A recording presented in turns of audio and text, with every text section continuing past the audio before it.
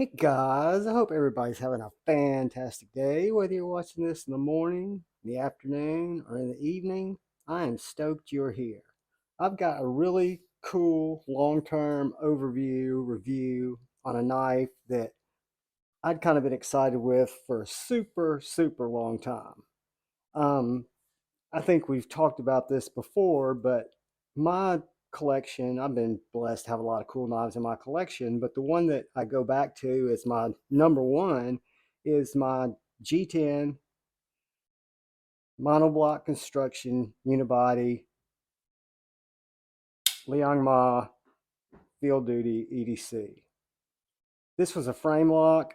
It is a knife that is no longer out. I don't know if there's going to be more of these available, but it was the field duty EDC is a small knife, 3-inch blade right around, and just has always been just a sweet spot for me. And it's kind of always been my number one. So I was very excited when the whole field duty folder, the 3.5-inch, which kind of is between the size of the original field duty and the field duty EDC. It was going to be done in an internal liner lock. Um, and, everybody knows a lot of different things happened. There were some manufacturing issues. There were some issues that Liong had to take care of. There were some people that were dissatisfied that, hopefully everybody's satisfied or has been made to feel satisfied now. But what I did is when I was in Blade Show in Atlanta and went over to Leong's booth, I picked up a Liong Mah Field Duty. The first thing I did was flicked it. And I thought, wow, that doesn't seem like everything I was hearing about the D10. And Leon explained to me that these had been sent back and there'd been some modifications made. I'll have to get some more details if it was larger detent ball, if it was different tension. I don't know. All I know is I can't anymore very well front flip it. I can front flip it, but the detent is very much where it was from everything I heard dialed in for this front flipper. Right now it's dialed in my opinion, for that either middle finger flick or it's equally is stumpy. Whoops, I cracked it out that time. It's equally as stumpy with a thumb flick. You guys know I have no dexterity in my thumbs, but since there's not a lock bar to put pressure on, it flies out there. And if you listen, it really sucks, and I'll get it close to the mic, it sucks the blade back in with authority.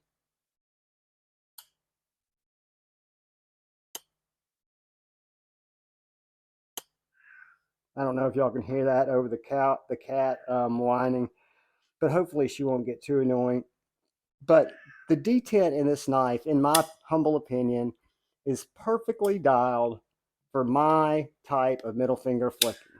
Keep in mind, what I have this thing to compare to in terms of what I consider to be an ideal detent is the EDC Liong Mah Field Duty. It's always been my number one. So when I first did the unboxing on this knife, the first thing I did was break out the Field Duty and then the larger Liong Mah EDC, or excuse me, break out my Field Duty EDC and this larger Liong Mah Field Duty folder, the 3.5-inch, to see what I detected in terms of the feel and the snap.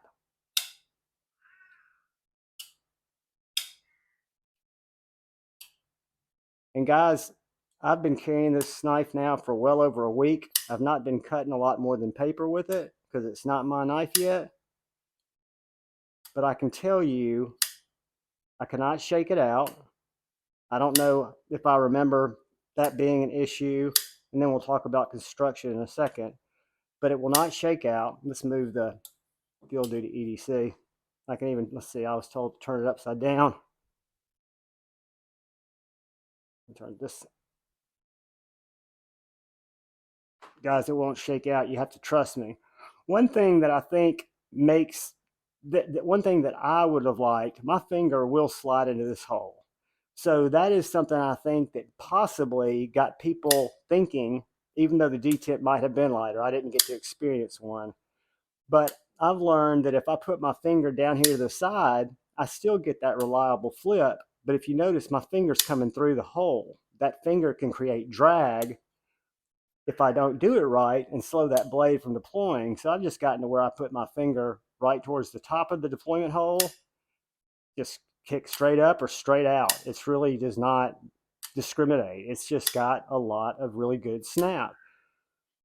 The other things that I'd heard and seen myself on video was the fit and finish of some of the materials that came in on some of the field duty folders.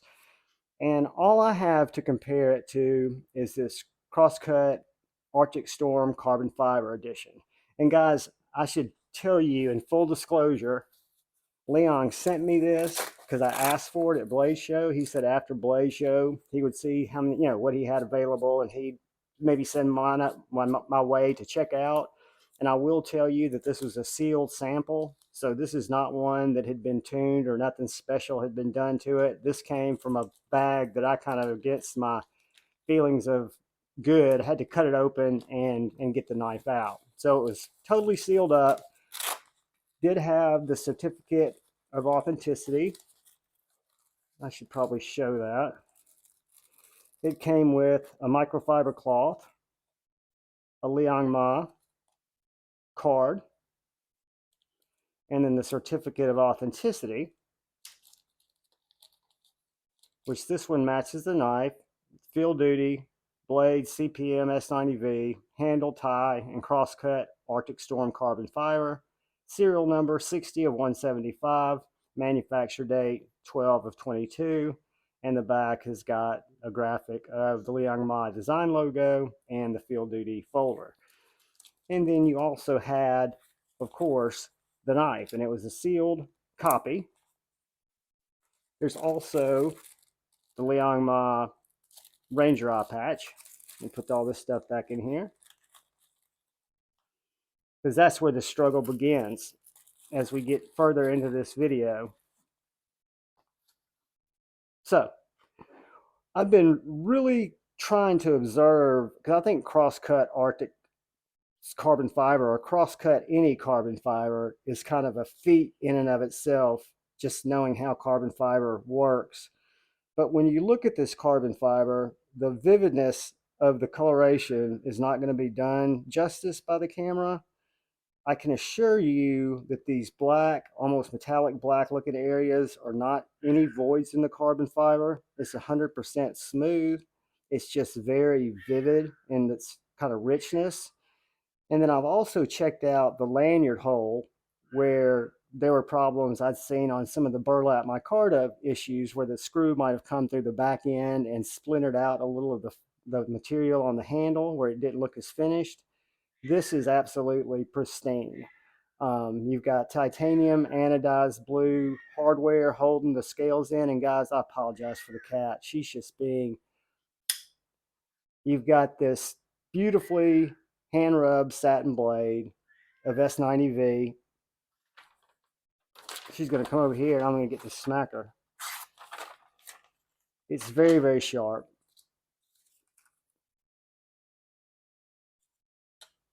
Hold on, guys. I apologize. Tippy wants to get in the video. So anyway, moving on.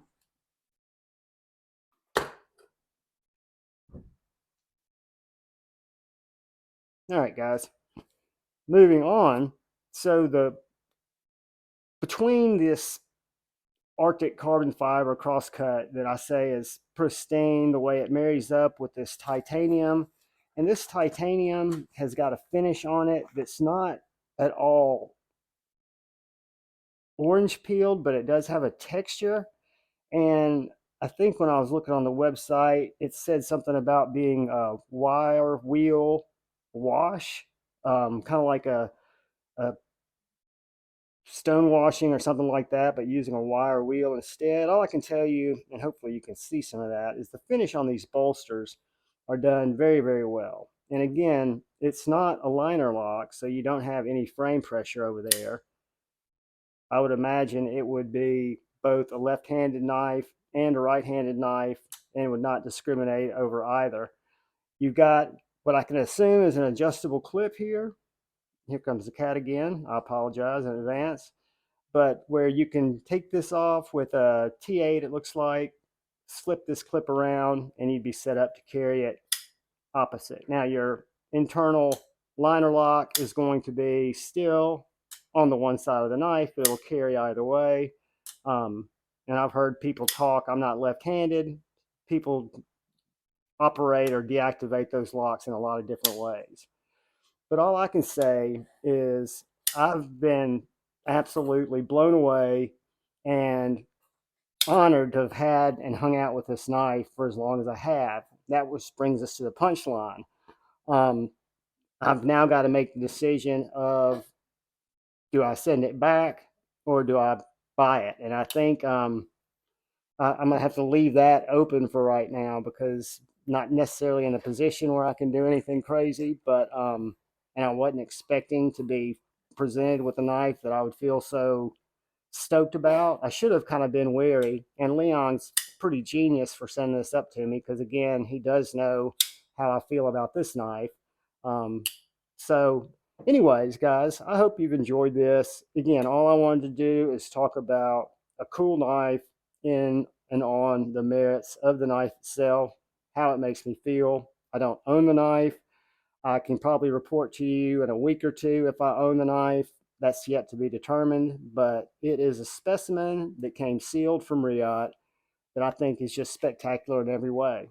I kind of hope to find some things I could really poke holes in. And what I can poke holes in is, for my finger, which is kind of small, I wish the slot was a little smaller. Does that cause me any issues? No, it really doesn't. It's just personal preference. And I wish Leon had foregone the front flipper and made it more just like the Field Duty EDC, where it was a flip only knife. And I know a lot of people hate finger flicking, and I know a lot of people wanted that front flipper. So that's just my subjective things that, if I had to find any negatives, I sure as hell couldn't say anything negative about the blade steel. Couldn't say anything negative about the Crosscut Arctic Storm carbon fiber. It's absolutely as stunning as anything I've seen on a knife. And this wire wheel washed titanium bolster is just enough to look like it's not brand new, even though it is. And you've got these really cool captive pivots. Again, a perfectly centered blade with jimping in all the right places. It is elegant as any knife I've had the pleasure of hanging out with. And that's just my 10 cents. That's my observations. And guys, thank you for watching my content. Thank you, channel members, for the support. And thank any of you for, again, being here. If you get the chance and you can hit that little subscribe button and that bell notification, that would be an extra degree of awesome. But most importantly, please look out for the guy or gal to your left. Please look out for the guy or gal to your right. Look out for one another. Go forward with love in your heart. Choose debate, not hate. I love you all. Peace.